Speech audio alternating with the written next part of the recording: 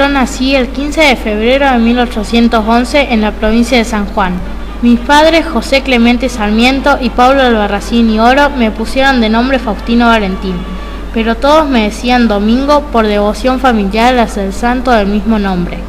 Tuve 14 hermanos y solo fueron 4 mujeres las únicas que sobrevivieron hasta la ancianidad.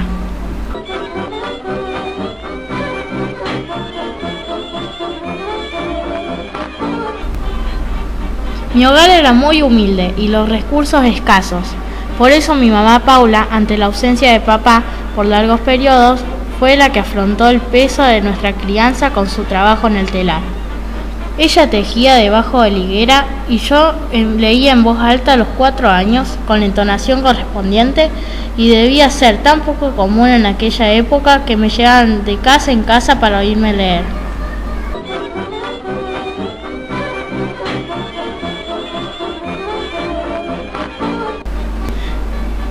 Me marché con mi tío y nos establecimos en un pequeño poblado en San Luis, llamado San Francisco del Monte, donde a través del trabajo en la humilde escuela en la que concurrían niños y hombres, enseñé a leer y a escribir con verdadero amor. Así encontré mi vocación, la que nunca más abandonaría, la de maestro. Estando allí surgió una gran posibilidad, la de continuar mis estudios secundarios en un colegio de Buenos Aires, a través de 6 becas que daba el gobierno porteño. Lamentablemente no fui uno de los elegidos pese a mis grandes condiciones. De todas formas no abandoné mi formación y continué estudiando junto a mi tío, el presbítero José de Oro.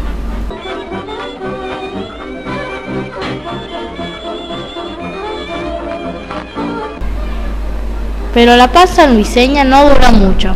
Muy pronto tuve que partir a Chile. ¿Saben por qué?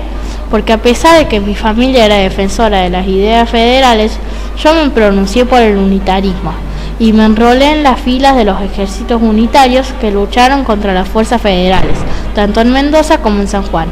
A pesar de algunos triunfos unitarios, en 1831 las provincias cuyanas cayeron bajo el dominio federal. Esta situación provocó mi primer exilio a Chile. Establecido en Chile, fundé una pequeña escuela donde me dediqué a la tarea que me apasionaba, enseñar. Implementó un nuevo método de enseñanza de lectura, desterrando los viejos libros, pero las autoridades del pueblo no vieron con buenos ojos estos adelantos y me declararon cesante. Me empleé entonces en un comercio y con el sueldo que allí ganaba apenas me alcanzaba para pagarle al profesor que me daba clases de inglés y la pieza que alquilaba, así que me fui a trabajar en una mina de plata como capataz. ¡Qué años duros! Me enamoré de una de mis alumnas y tuve una hija que llamamos Ana Faustina. Al poco tiempo me enfermé de fiebre tifoidea y el gobernador de San Juan me permitió regresar.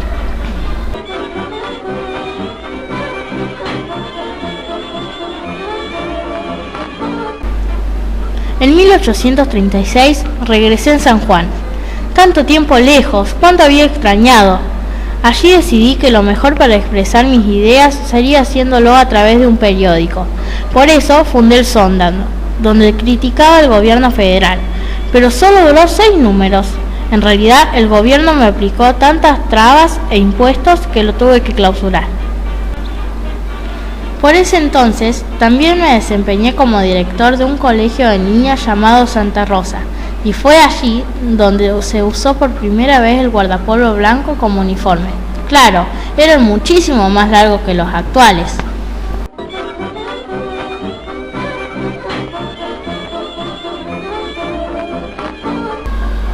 Nuevamente, por problemas políticos, tuve que emigrar a Chile, pero esta vez me dediqué a ser periodista y a escribir en los diarios El Mercurio, El Nacional y El Progreso.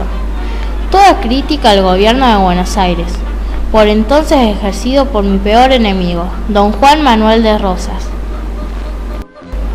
Mi estadía se prolongó por 11 años y allí publiqué mi obra más importante, Facundo, Civilización o Barbarie, donde se refleja mi pensamiento político, en donde la barbarie se ve reflejada en los caudillos, los gauchos y los indios, y la civilización en el progreso y la cultura europea.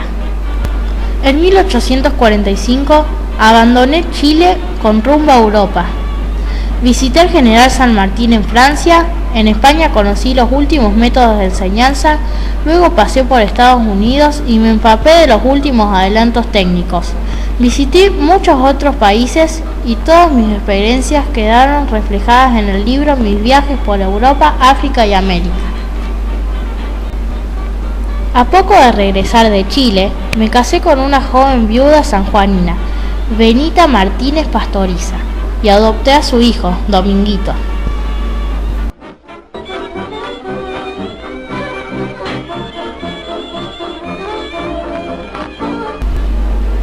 En 1851, el gobernador de Entre Ríos, Justo José de Urquiza, armó un ejército en el que yo participé como teniente coronel. En la batalla de Caseros logramos derrotar a Rosas. Tantos años esperando este momento. Derrotado a Rosas, regresé a Buenos Aires y me desempeñé como director del diario El Nacional. Me preocupé por el progreso y alenté la construcción del ferrocarril, la fundación de escuelas y la actualización de los programas de estudios. En 1862 fui nombrado gobernador de mi provincia natal, San Juan, y allí también llevé el progreso. Decreté la enseñanza primaria obligatoria, edifiqué más escuelas, reabrí el periódico El Sonda y pavimenté las calles. Se me presenta un nuevo enemigo desde La Rioja, el Chacho Peñalosa, con el que me enfrenté y el resultado de la campaña culminó con la derrota y el asesinato del caudillo. Por eso, tuve que renunciar a mi cargo de gobernador.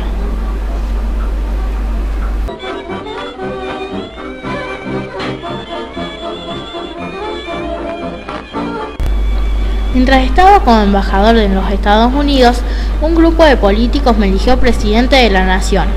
Cuando recibí la gran noticia, qué sorpresa me llevé, y emprendí el regreso. Tenía 57 años y muchos proyectos por delante.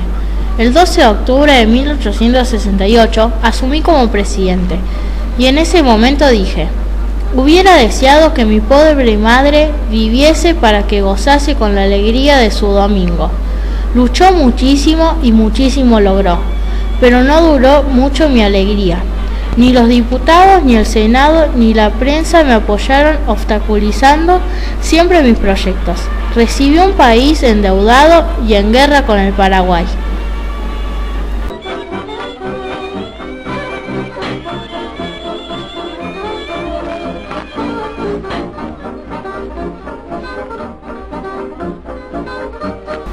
Fui nombrado senador por San Juan, ministro del Interior del presidente Nicolás Avellaneda, y ya me sentía viejo y cansado, pero no vencido. Continué creando escuelas hasta llegar a 800.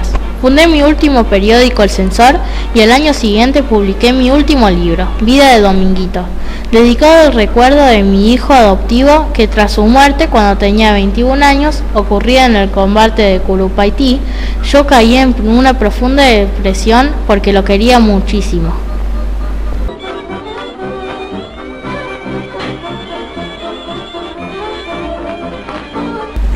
Hacía años que estaba muy enfermo del corazón y una antigua bronquitis complicaba mi salud. Así es que tuve que poner límites a mis actividades y buscar durante el invierno regiones de clima cálido. En mayo de 1888 fui a vivir al Paraguay para pasar el invierno. Ya tenía 77 años y sentía que mi fin estaba cercano.